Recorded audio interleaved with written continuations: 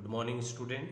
आज हम स्टार्ट करेंगे क्लास 10th का चैप्टर 14 जो है स्टैटिस्टिक्स। तो हम देखते हैं स्टैटिस्टिक्स होता क्या है और इससे रिलेटेड क्वेश्चंस जो कैसे आएंगे और हम कैसे सॉल्व करेंगे।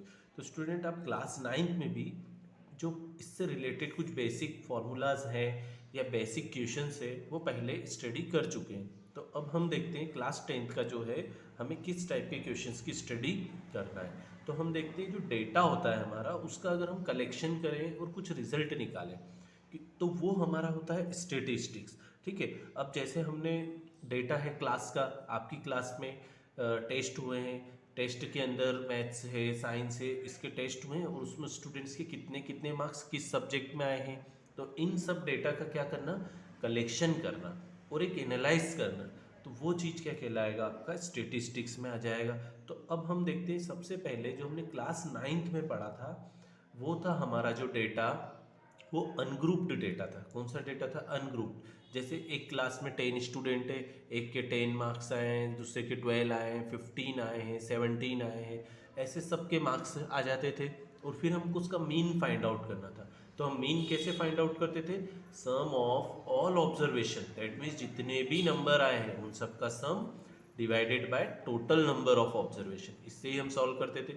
लेकिन यहाँ पर क्या होगा स्टूडेंट, क्लास 10th में जो आपका डेटा आएगा वो ग्रुप में आएगा। अब ग्रुप में कैसे आएगा, एक एग्जांपल के लिए मैं आपको बता देता हूँ क्वेश्चन।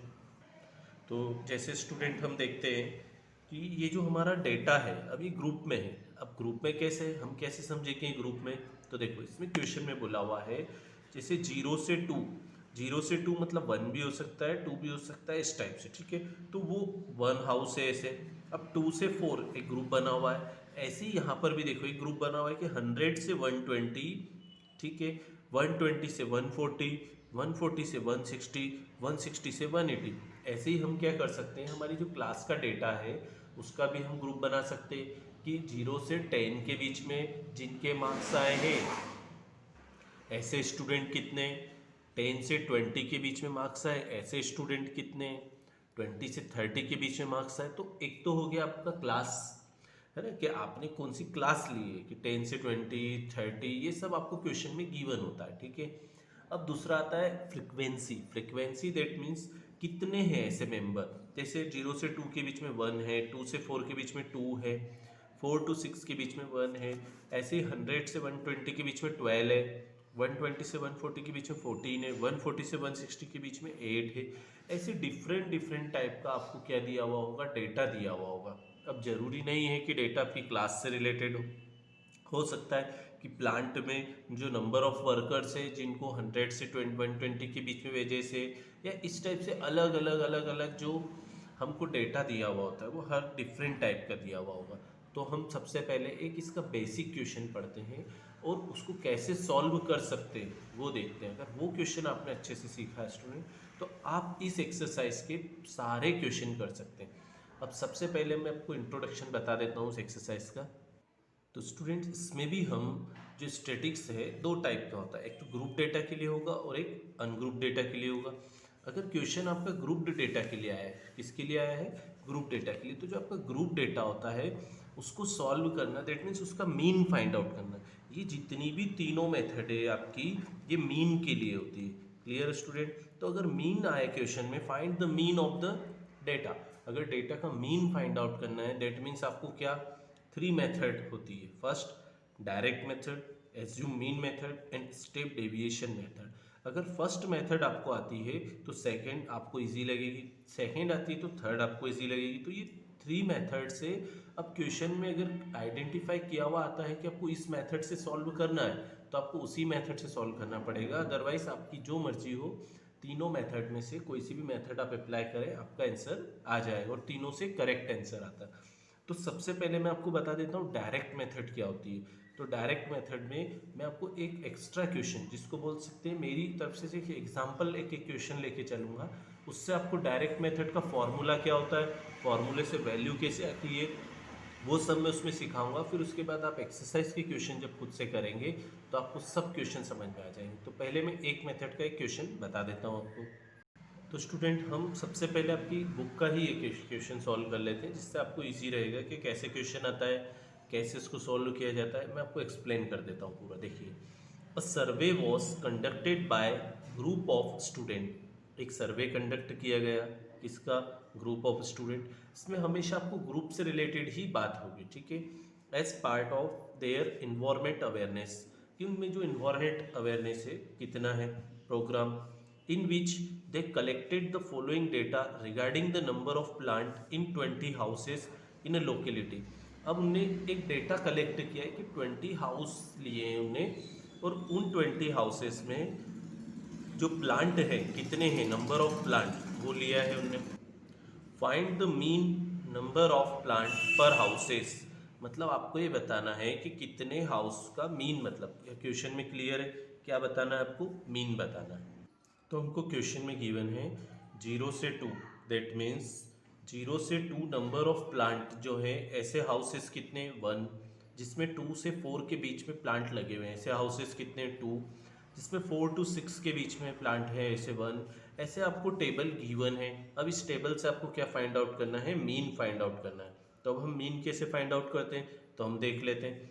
अब इसने आपको क्वेश्चन में नीचे दिया है, which method did you use for finding the mean. आपसे क्वेश्चन पूछा है कौन सी मेथड आप अप्लाई करना चाहते हैं, तो आप जो तीनों में से जो मेथड आपको आती है वो आप अप्लाई कर सकते हैं, ठीक है। तो अब तीनों में से कौन सी मेथड हम अप्लाई करते हैं, तो मैं आपको ये वाला क्वेश्चन डायरेक्ट मेथड से बताऊंगा, इसके बाद एज्यूम मीन से बताऊंगा, ठीक है। तो अब हम क्या करते हैं, इसको टेबल को हम कॉपी में बना लेते हैं, ठीक है। तो कॉपी में हमने इस टेबल को बना लिया, तो हमको जो मेथड है डायरेक्ट मेथड, उसमें मीन फाइंड आउट करने के लिए जितने कॉलम रिक्वायर्ड होते हैं वो कॉलम हम ड्रॉ कर लेंगे। तो सबसे फर्स्ट कॉलम तो गिवन होता है, नंबर ऑफ प्लांट वाला है या नंबर ऑफ स्टूडेंट है, नंबर ऑफ हाउसेज है, ये हो गया आपका। इसके बाद है नंबर ऑफ हाउसेज, ये इसको हम FI बोलते हैं क्योंकि फ्रिक्वेंसी है। फ्रिक्वेंसी मतलब कितने हाउसेज है, 1 2 3। जैसे 0 से 2 के बीच में हमको क्वेश्चन में गिवन था कि 1 हाउसेज है, 2 से 4 के बीच में 2 हाउसेज हैं ऐसे, फिर 1 है, ऐसे हमको गिवन है पूरा डेटा। तो जो अब हमारा नेक्स्ट जो कॉलम होता है, ये 2 कॉलम्स तो हमको क्वेश्चन में ऑलवेज गिवन होंगे, क्लियर है। अब जो थर्ड कॉलम होता है वो हमारा बनता है XI। क्या होता है XI। अब XI क्या होता है स्टूडेंट, XI जो होता है उसका भी एक फॉर्मूला होता है, वो फॉर्मूला होता है upper limit plus lower limit divided by 2। तो ये फॉर्मूला आप अच्छे से याद कर लें XI का, जो होता है upper limit plus lower limit divided by 2। अब अपर लिमिट क्या होती है, लोअर लिमिट क्या होती है, वो मैं आपको 2 मिनट में समझा देता हूँ। जो क्लास होती है हमारी, उस क्लास में जो राइट हैंड साइड होता है वो हमारा अपर लिमिट, और जो लेफ्ट हैंड साइड होगा वो हमारा लोअर लिमिट। तो अपर लिमिट हमारी कितनी होगी 2, और लोअर लिमिट कितनी होगी 0। तो हर क्लास की अपर लिमिट और लोअर लिमिट चेंज होती है, ये ध्यान रखिएगा स्टूडेंट, सब में अलग अलग आएगा। अब जैसे फर्स्ट पार्ट है, इसकी अपर लिमिट 2 है, फॉर्मूला होता है XI का, क्या हो जाएगा, हम सबसे पहले लिख देंगे 2, फिर प्लस लोअर लिमिट कितनी है 0, तो 0 डिवाइडेड बाय 2, दैट मीन्स 2 + 0 आ जाएगा 2, फिर वापस से इसको 2 से डिवाइड किया तो क्या हो जाएगा, 2 से 2 1 टाइम कैंसिल, तो हमारी जो XI आया वो कितना आया 1 आ जाएगा। अब ऐसे इनको मैं डायरेक्ट करके बता देता हूँ, आपको समझ में आ गया होगा। 4 + 2 6, 6 को 2 से डिवाइड किया तो हमारा XI आया 3, 6 + 4 10, 10 को डिवाइड किया तो हमारा आया 5। ऐसे ही हमें क्या करना है, इसके लिए करेंगे तो आ जाएगा 6। ऐसे डिफरेंट डिफरेंट जो है इसके लिए आएगा हमारा 7। क्या आएगा स्टूडेंट 7, क्यों, क्योंकि देख लेते हैं 8 और +6 कितना होगा 14, 14 का हाफ होगा 7, 18, 18 का हाफ होगा 9, फिर आ जाएगा हमारा 11, फिर आ जाएगा हमारा 13। तो ये हमारा XI आ गया। अब XI स्टूडेंट आई होप आपको समझ में आ गया होगा कि कैसे आता है। अब जो नेक्स्ट कॉलम होता है डायरेक्ट मेथड का, वो कॉलम होता है हमारा FI × XI। That means FI और XI का क्या करना है, आपको मल्टीप्लाई करना है।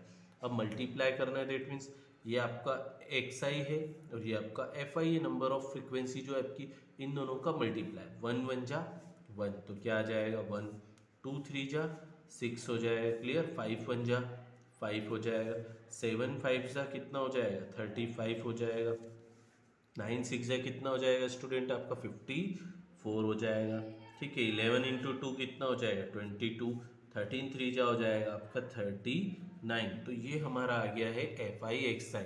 तो जब डायरेक्ट मेथड से मीन फाइंड आउट करते हैं तो हमारे पास टोटल 4 कॉलम बनते हैं। फर्स्ट 2 कॉलम हमको क्वेश्चन के अकॉर्डिंग बने हुए होते हैं, थर्ड कॉलम हमारा एक्स आई होता है, फोर्थ कॉलम हमारा x I into F I होता है। अब जो हमारा फॉर्मूला होता है, अब वो फॉर्मूले में बस हमको इनकी वैल्यू पुट करना है। तो फॉर्मूला एक्चुअल में होता क्या है वो फॉर्मूला हम देख लेते हैं। तो वो हमारा जो फॉर्मूला होता है स्टूडेंट, वो होता है हमारा mean is equal to summation, ये जो साइन होता है हमारा सिग्मा भी बोल सकते हैं इसके, summation of F I into X I. मतलब आपने जो एफ आई और एक्स आई इसका प्रोडक्ट किया था, मल्टीप्लाई किया था, उन सबको क्या करना है, प्लस करना है। ठीक है, इसका मतलब ये होता है। ऐसी जितनी भी आपकी फ्रीक्वेंसी थी उन सब का भी क्या करना होगा, प्लस करना होगा। तो मैं आपको टेबल में ये चीज़ बता देता हूँ कैसे क्या आप प्लस करेंगे। तो ये जो कॉलम था हमारा सेकेंड नंबर का, ये एफ आई था। अब इसका समेशन चाहिए, मतलब हम यहाँ पर लिख देंगे summation of F I, that means F I का समेशन। अब समेशन कैसे आएगा, इन सबको प्लस कर लो, 1 + 2 3, 3 और 1 4, 4 + 5 9, 9 + 6 15, 15 और 2 17 + 3 20। तो हमारा इसका समेशन कितना आ गया, 20 आ गया। क्लियर। अब हमको चाहिए एफ आई और एक्स आई का, तो ये रहा एफ आई का कॉलम और ये रहा एक्स आई, इन सब का भी सम चाहिए हमको।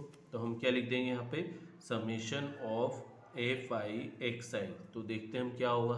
तो अब हम क्या करेंगे, इनका भी सम कर लेंगे। 6 + 1 7, 7 + 5 12, 35 प्लस करेंगे तो 47। ऐसे सबका जो प्लस है वो हमारा आ जाएगा स्टूडेंट 162। अब इन सब का प्लस, तो हमारे को फॉर्मूले में क्या चाहिए था, summation of F I X I और समेशन ऑफ एफ आई।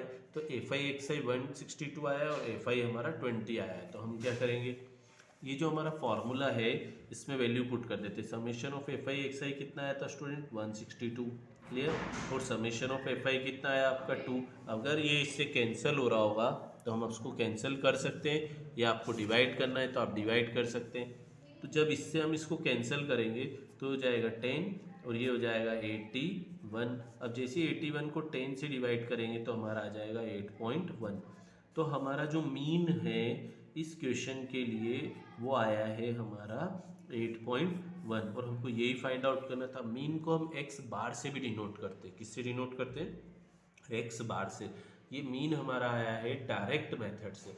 अब मैं आपको सिखाऊंगा इसकी जो सेकेंड मेथड है, एज्यूम मीन मेथड। फिर आप जो एक्सरसाइज 14.1 जो है, इन दोनों मेथड में से किसी भी मेथड से सॉल्व करना पड़ेगी आपको। तो ये तो फर्स्ट मेथड हो गई, आप चाहें तो पूरी एक्सरसाइज इसी मेथड से सॉल्व कर लें, सारे क्वेश्चन सॉल्व होंगे। ठीक है, अगर आपको लगता है कि नहीं आपको एज्यूम मीन मेथड भी आना चाहिए, मे बी पॉसिबल एग्जाम में उससे पूछा जाए आपसे, तो वो मेथड के भी सारे क्वेश्चन आपको सॉल्व करना आना चाहिए। तो ये क्यों 14.1 में ओनली आपको मीन फाइंड आउट करना है ओनली 2 मेथड्स से। जो स्टेप डेविएशन मेथड है वो इस बार हमारे सिलेबस से डिलीट हो चुकी है, तो हमको केवल और केवल 2 मेथड से पूरी एक्सरसाइज करना है। अब फर्स्ट क्वेश्चन में एक मेथड से सिखा चुका हूँ, सेकेंड मेथड से भी मैं सेकेंड क्वेश्चन बता देता हूँ आपको। तो उसके बाद आप क्या करेंगे, जैसे ही दोनों मेथड सीख जाएंगे तो पूरी एक्सरसाइज आप खुद सॉल्व कर पाएंगे। तो स्टूडेंट अब हम सॉल्व करते हैं नेक्स्ट मेथड जो है एज्यूम इन मेथड। एज्यूम इन मेथड में क्या होता है, सबसे पहले हम इसका फॉर्मूला देख लेते हैं, क्योंकि अगर डायरेक्ट मेथड आपने सीखी तो 50% जो आपका 70% जो क्वेश्चन आप सॉल्व कर लेंगे। उसके बाद एज्यूम इन में ओनली फार्मूला चेंज हो जाता है, तो उस फार्मूले के अकॉर्डिंग उनको कॉलम में बनाने होंगे। तो अब सबसे पहले जो फार्मूला होता है एज्यूम मीन का, मीन फाइंड आउट करने का, वो होता है a plus summation of F I D आई। अब वहाँ पर आ रहा था आपका एफ आई एक्स आई आ रहा था और एफ आई आ रहा था, तो क्या चेंजेस है यहाँ पर, a आपका डिफरेंट आ रहा है। तो a क्या चीज़ है अभी मैं आपको सॉल्व करेंगे तो बताऊंगा। डी आई कैसे आता है वो भी बता देते हैं आपको। ठीक है, तो फॉर्मूला ये होगा। तो अगर आपको फॉर्मूला याद है तो आप इजीली टेबल बना सकते हो, अगर फॉर्मूला ही याद नहीं है तो आप टेबल नहीं बना पाएंगे। तो अब डी आई कैसे आएगा, तो डी आई कैसे आता है स्टूडेंट, डी आई होता है एक्स आई माइनस ए। अब एक्स आई कैसे आता है आप अच्छे से जानते हैं, एक्स आई का फॉर्मूला होता है upper limit plus lower limit divided by 2। तो ये तो एक्स आई हो गया। तो जैसे एक्स आई आ जाएगा इसमें से हम क्या माइनस करते जाएं, ए, तो हमको क्या मिलता जाएगा, डी आई। और डी आई जैसे ही मिल जाएगा हमें तो हम क्या कर देंगे, एफ आई और डी आई का प्रोडक्ट कर देंगे, और ए जो हमने हमें मिला है वो हम यहाँ पे क्या लिख देंगे, उसकी वैल्यू लिख देंगे। तो ए कैसे आता है उसके लिए देख लेते हैं। तो ए स्टूडेंट कोई नया चीज़ नहीं है यहाँ पर। ए जो होता है वो होता है एज्यूम मीन। क्या होता है? एज्यूम मीन मतलब एज्यूम मतलब आपको खुद को आपकी मर्जी से किसी वैल्यू को एज्यूम करना है। क्या करना है? एज्यूम, वो ए होगा। तो ये किससे करना है? आपको खुद को आपकी मर्जी से, आपको जो लगता है आप वो वैल्यू एज्यूम कर सकते हैं। अब कहाँ से करें, कैसे करें, तो वो मैं आपको बता देता हूँ कि जो एक्स आई आप फाइंड आउट करोगे तो एक्स आई में से किसी एक वैल्यू को आप सिलेक्ट कर लें, वो आपका ए हो जाएगा। किसी को भी एक्स आई में से, ठीक है। तो एक्स आई में से ही आपको सिलेक्ट करना है, ये इस पर थोड़ा सा ध्यान रखना होता है। तो अब मैं जो पहला क्वेश्चन आपको बताया था वो मैंने आपको डायरेक्ट से बताया था, अब उसी क्वेश्चन को मैं एज्यूम मीन से बता देता हूँ। तो एज्यूम मीन में जो कॉलम होते हैं वो क्या होते हैं? एक तो जो गिवन क्वेश्चन है नंबर ऑफ प्लांट, ये हो जाएगा। एक नंबर ऑफ हाउसेज जिसको आप एफ आई बोलते हैं, ये भी आपका फिक्स गिवन है, ठीक है। अब इसके बाद एक्स आई तो आप फाइंड आउट करते हैं। एक्स आई कैसे फाइंड आउट करते हैं? Upper limit plus lower limit divided by 2। तो उसी क्वेश्चन से मैंने एक्स आई तक तो कंटिन्यू कर लिया है, आप वहाँ से देख सकते हैं, ठीक है। तो एक्स आई हमारा आ चुका है। अब हमको क्या चाहिए? डी आई चाहिए, क्योंकि हमारा जो फॉर्मूला होता है वो होता है F I into D I होता है, एक्स आई नहीं होता है। तो अब डी आई का फॉर्मूला होता है एक्स आई माइनस ए। तो हम एक्स आई तो ला चुके हैं यहाँ पर, अब डी आई कैसे लाए? तो हमको पहले क्या चाहिएगा? ए चाहिएगा। तो ए मैंने बोला है कि आपको जो इस एक्स आई में से लेट करना है कि वो आप ए लेट कर सकते हैं। पर 80% क्वेश्चन में स्टूडेंट आप ध्यान रखें, 100% और कि आपको जो ए लेट करना है वो मिडिल में होना चाहिए। जैसे 1 3 5 7 9 11 13 है, अब इसमें से क्या लेट करें?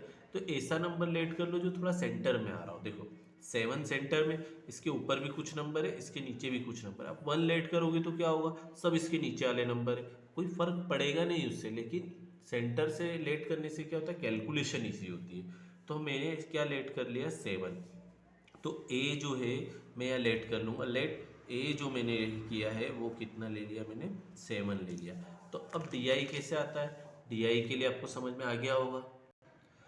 तो स्टूडेंट डी आई कैसे आएगा हमारा? एक्स आई माइनस ए। तो एक्स आई कितना है यहाँ पर? 1, ठीक है। और आपने ए क्या लेट किया है? 7।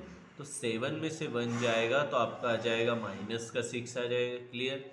अब सेकेंड में क्या होगा? X I minus A. X I कितना है? 3।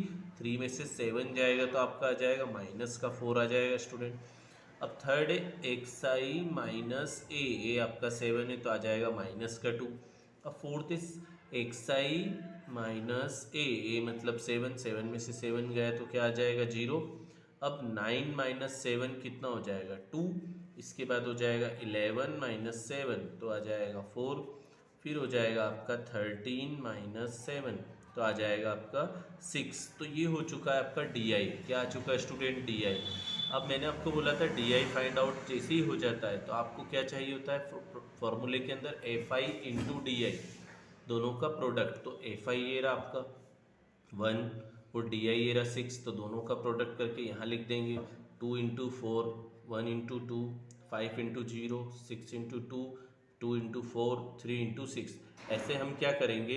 इन सब का जो प्रोडक्ट है वो हम इस कॉलम में लिख देंगे। फिर हम फॉर्मूले में देखेंगे हमको क्या चीज़ की नीड है। मुझे नहीं लगता ये टेबल बनने के बाद आपको किसी चीज़ की नीड होगी। तो अब हम देखते हैं एफ आई कितना है? 1 और डी आई कितना है? -6। तो 1 इंटू -6 आपका आ जाएगा माइनस का 6 हो जाएगा, ठीक है। अब 2 इंटू माइनस का 4 तो हो जाएगा 2 इंटू -4, ये हो जाएगा आपका माइनस का 8 हो जाएगा। क्लियर? अब 1 इंटू -2 तो ये हो जाएगा आपका 1 इंटू -2, माइनस का 2 हो गया। ऐसे ही 5 इंटू 0 क्या हो जाएगा आपका? 0।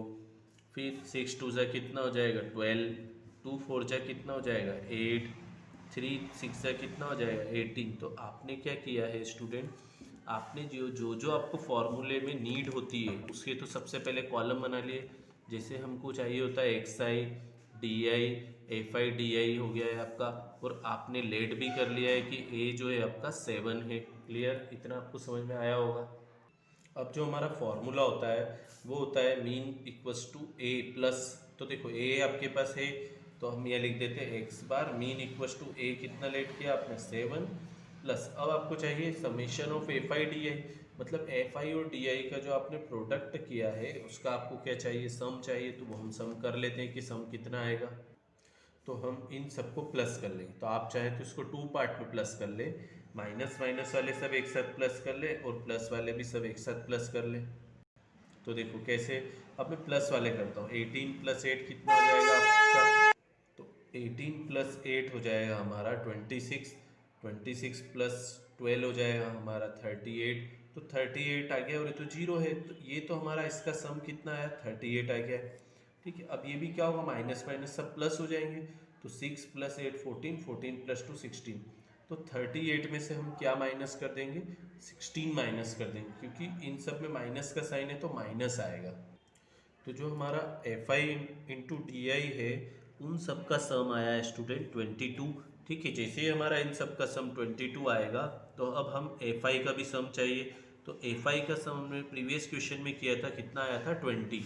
तो अब हमारे को एफ आई डी आई का सम मिल चुका है, एफ आई का सम मिल चुका है, ए हमको पता है, तो हम इस फॉर्मूले में क्या कर देते हैं, वैल्यू पुट कर देते हैं। तो A plus F I D I का सम आया है 22, अपॉन में आ जाएगा 20।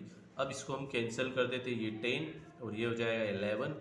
अब एक्स बार इक्वस टू हो जाएगा हमारा 7 प्लस 11 को 10 से डिवाइड करेंगे तो 1.1, then X bar equals to 8.1। तो हमारा एक्स बार जो आया है मीन, जिसको हम बोलते हैं, वो आया है हमारा 8.1। अब हमने इससे पहले जो प्रीवियस क्वेश्चन किया था उसमें भी जो हमारा मीन आया था 8.1। तो मैंने आपको बोला स्टूडेंट, मेथड कोई सी भी हो, प्रोसेस आपको आनी चाहिए करना, फॉर्मूले आपको याद होना चाहिए। अगर फॉर्मूले आते हैं, मेथड, तो आप कोई सी से भी अप्लाई करके आंसर फाइंड आउट कर सकते हैं। तो ये हमारा 14.1 के जो क्वेश्चंस थे मीन फाइंड आउट करने की 2 मेथड्स है। तो इन 2 मेथड्स को मैंने आपको एक ही क्वेश्चन से सॉल्व करके बता दिया है। अब आपकी जो मर्जी हो, जिस मेथड से आपको जो सॉल्व करना है वो आप सॉल्व कर सकते हैं। बस इसमें थोड़ा सा एक टाइप चेंज हो जाता है क्वेश्चंस का, कि क्वेश्चंस की जो क्लास की लिमिट होती है वो चेंजेस होती है, तो उसको सेम बनाना वो हम क्लास 9th में सीख चुके हैं। फिर भी मैं थोड़ी सी आपको हिंट दे देता हूँ कि उसको सेम कैसे बनाया जाता है। और उसके बाद एक आता है कि जब आपकी क्लास का जो ग्रुप है वो क्या होगा, उसका डेटा डिफरेंट हो, तो उसको कैसे सॉल्व करें। तो मैं आपको 2 मिनट थोड़ा उसकी भी हिंट दे देता हूँ, जिससे आपको 14.1 पूरी एक्सरसाइज इजीली समझ आ जाएगी। तो स्टूडेंट 4th तक के क्वेश्चन तो आप इजीली खुद कर पाएंगे, 5th में भी आप कर पाएंगे, लेकिन बस थोड़ा सा मुझे इसमें आपको हिंट देना होगा कि इसको सॉल्व कैसे करेंगे। देखो क्यों, क्योंकि यहाँ पर क्या हो रहा है स्टूडेंट, जैसे क्लास कहाँ से स्टार्ट हुई, 50 से कहाँ पर फिनिश हो गई, 52 पर। अब जो क्लास स्टार्ट होनी थी वो कहाँ से होनी थी, 52 से 54, फिर 54 से 56। ऐसे जो क्लास की अपर लिमिट है इस क्लास की और इस क्लास की लोअर लिमिट दोनों क्या होनी चाहिए, सेम होनी चाहिए। लेकिन हम क्वेश्चन में देखते हैं तो दोनों की लिमिट चेंज है। जैसे इसकी अपर लिमिट 52 है, लेकिन इसकी कितनी है, 53 है, तो दोनों की लिमिट क्या है, अलग अलग है ना। तो स्टूडेंट अभी तक आपने जितने भी क्वेश्चन देखे हैं उन सब में लिमिट सेम होती है। जैसे 68 पे फिनिश हुआ, 68 से स्टार्ट हुआ, 71 पे फिनिश हुआ, 71 से स्टार्ट हुआ। लेकिन यहाँ पर 52 से फिनिश हुआ और स्टार्ट 53 से हो रहा है। जब ऐसा क्वेश्चन आता है, जब अपर लिमिट और लोअर लिमिट मैच नहीं करेगी, तो हमको सबसे पहले एक ऐसा कॉलम बनाना पड़ेगा जिससे हम इसकी अपर लिमिट और लोअर लिमिट को सेम कर सके। तो मैं आपको इसको बता देता हूँ कैसे करना है। तो स्टूडेंट जैसे हमको इसमें लिमिट सेम बनानी है, तो सबसे पहले आप जैसे हमको कोई कॉलम में दिया होता है कि ऐसे 15 है, 110 है, 135 है, 115 है और 25 है, ये जो भी डेटा है हमको गिवन है। अब हमको इसमें क्या होता है, क्लास की जो अपर लिमिट है, लोअर लिमिट है, और उनको हमको एक जैसा बनाना होता है। ठीक है, जो गैप है उसको हमको फिनिश करना है। तो गैप कैसे फिनिश होगी, देखो ये 52 है और यहाँ पर कितना आ रहा है 53, कितना ज़्यादा है स्टूडेंट 1। तो ऐसे कर सकते हैं इसको, 53 में से 52 जाएगा, 53 में से 52 को क्या करेंगे, माइनस करेंगे और इसको 2 से डिवाइड करेंगे। किससे डिवाइड करेंगे, 2 से। तो आएगा 1/2, 1/2 मतलब होता है 0.5। कितना होता है स्टूडेंट, 0.5। तो इसमें अगर आपको इसको सेट करना है और बिना इसको सेट किए आप इसको सॉल्व करोगे तो आपको गलत हो जाएगा। तो क्या करना होगा, जो अपर लिमिट है क्लास की उसमें और जो लोअर लिमिट है सेकेंड क्लास की, तो लोअर लिमिट में से प्रीवियस क्लास की अपर लिमिट को माइनस करना है और 2 से डिवाइड करना है। डिवाइड करने के बाद जो भी डिफरेंस आ रहा है वो कितना आ रहा है, 0.5। इस 0.5 को लोअर लिमिट में से आप क्या करेंगे, हमेशा माइनस करेंगे, ठीक है, और अपर लिमिट में इसको क्या करेंगे, प्लस करेंगे। अगर ये मेथड आपको याद है, मतलब आप ये वाला क्वेश्चन इजीली कर सकते हैं। ऐसा हमने क्लास 9th में भी एक क्वेश्चन में किया था। तो हम क्या करेंगे, जब लोअर लिमिट में माइनस करेंगे और अपर लिमिट में प्लस करेंगे, वो भी किसको, ये जो डिफरेंस आपको गिवन है इसको, तो 0.5 है। तो अब हम इसकी जो टेबल है वो टेबल नहीं लिखेंगे, अपन ने जो टेबल बनाई है अब वो टेबल लिखेंगे। तो आपका जो क्लास इंटरवल है या जो नंबर ऑफ मैंगोज दिए हुए उस क्वेश्चन में, वो कैसे लिखे जाएंगे, लोअर लिमिट में से क्या करना है, माइनस, अपर लिमिट में क्या करना है, प्लस करना है। तो अब ये रही आपकी लोअर लिमिट 50 में क्या करना है, माइनस, 50 में से 0.5 जाएगा तो आपका आएगा 49.5 आ जाएगा, क्लियर। अपर लिमिट में क्या करना है, प्लस करना है, तो 52 में प्लस करेंगे तो 52.5 आ जाएगा। ये हो जाएगी आपकी क्लास। अब सेकेंड क्लास देखते हैं, 53 में से क्या माइनस करना है, 0.5, तो आ जाएगा 52.5 आ जाएगा टेश। इसमें प्लस करना है तो ये हो जाएगा 55.5 हो जाएगा। इसमें 0.5 माइनस करेंगे, 56 में से 0.5 जाएगा तो 55.5 आएगा, और 58 में 0.5 ऐड होगा तो 58.5 हो जाएगा। इसमें से माइनस करेंगे तो ये हो जाएगा 58.5, और वो हो जाएगा प्लस करने पर 61.5। अब ये 61.5 रहेगा तो ये हो जाएगा 64.5। तो जब आप अब इस क्वेश्चन को सॉल्व करेंगे तो अब आपकी ये टेबल बनेगी, ठीक है। ऐसा नहीं होगा कि जो क्वेश्चन में ऐसा कैसा आपने टेबल बना के सॉल्व करना स्टार्ट कर दिया, गलत हो जाएगा। क्या करना होगा, आपको पहले ऐसी टेबल बनानी होगी और लोअर लिमिट और अपर लिमिट को सेम करना होगा। देखो अपर लिमिट 52.5, ये 52.5, 55.5, 55.5, 58.5 सेम। तो जब तक ऐसा क्वेश्चन नहीं बनेगा आप सॉल्व नहीं कर सकते। क्लियर है स्टूडेंट आपको। अब आपको जो डेटा था वो तो एज इट इज़ रहेगा, 15, 110, 135, 115, 25। अब आपके पास ये तो आपका एफ आई हो गया। अब आप चाहे तो एक्स आई फाइंड आउट कर ले, जैसे ही एक्स आई आ जाएगा तो आप डायरेक्ट मेथड से F I X I find out कर ले। तो ये डिपेंड करता है आप पे कि आपको किस मेथड से इसको सॉल्व करना है। मैं इसका सॉल्यूशन आपको भेज दूंगा, ठीक है। तो ये था स्टूडेंट इसका एक डिफरेंट टाइप का क्वेश्चन। अब इसमें सभी क्वेश्चन एक जैसे हैं, आप ट्राई करेंगे तो आपसे सारे क्वेश्चन बन जाएंगे, ठीक है। तो ये था हमारा एक्सरसाइज 14.1, मैंने दोनों मेथड बता दी। अब हम नेक्स्ट वीडियो में सॉल्व करेंगे एक्सरसाइज 14.2, जो हमारे नेक्स्ट जो होता है, जैसे मीन होता है तो मीन हम सीख चुके हैं। अब आएगा हमारा मोड, फिर आएगा मीडियन। तो ऐसे हमारी एक एक एक्सरसाइज में तीनों टाइप के जो टॉपिक के कवर हैं। तो आप पहले इनको अच्छे से कर लें, इनके जितने भी क्वेश्चन हैं उनकी अच्छे से प्रैक्टिस कर लें इन दोनों मेथड से। Thanks for watching.